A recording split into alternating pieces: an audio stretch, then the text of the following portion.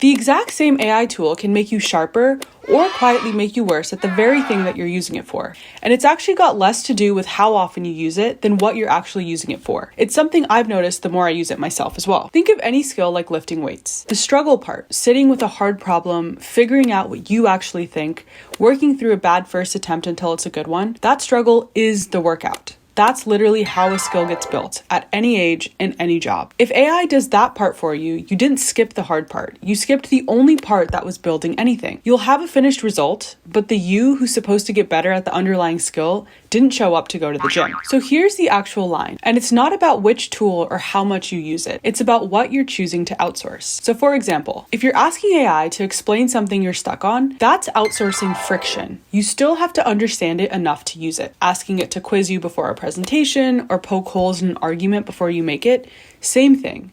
You did the thinking. It's just surfacing what you might have missed. On the other hand, if you're asking it to make the decision, form the opinion, or solve the problem, and just copying over whatever it gives you, that's outsourcing the actual thinking. And the tricky part is, in the moment, it might feel the same as the first kind. Both hand you an answer you can act on, but only one of them actually built something in you. The other just gave you a conclusion with your name on it. So why does this matter so much so that I made an entire video on it? Well, part of it is practical. At some point, you'll be in a moment without AI and you'll need a skill that you never built. That's real. But it's not just that. Your opinions, your judgment, the way you'd actually work through a hard problem, that's not just useful to have, that's kind of you. And it's the one thing no one else can do for you. Not because it's not allowed to, but because if it does, it's not you anymore. And there's that phrase again, a conclusion with your name on it. Not you. Outsource it too often and it's not just a skill gap waiting to bite you later, it's less of you showing up less. So how can we put this into practice? How do we actually tell the difference in the moment? Honestly, the question I find myself coming back to again and again is pretty simple. Am I using this to understand something better or to avoid understanding it at all? If it's the first one,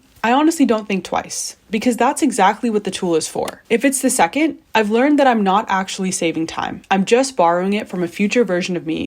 I still believe AI is one of the most useful tools most of us will ever get access to. That's the whole reason I make these videos, so everybody has an equal shot at deciding whether and how they want to use it. But that choice cuts both ways. It means knowing when to use it and knowing when not to. Use it where it makes you better. Just don't let it quietly do the thinking that was supposed to be yours. Remember, it's supposed to help you show up, not show up for you.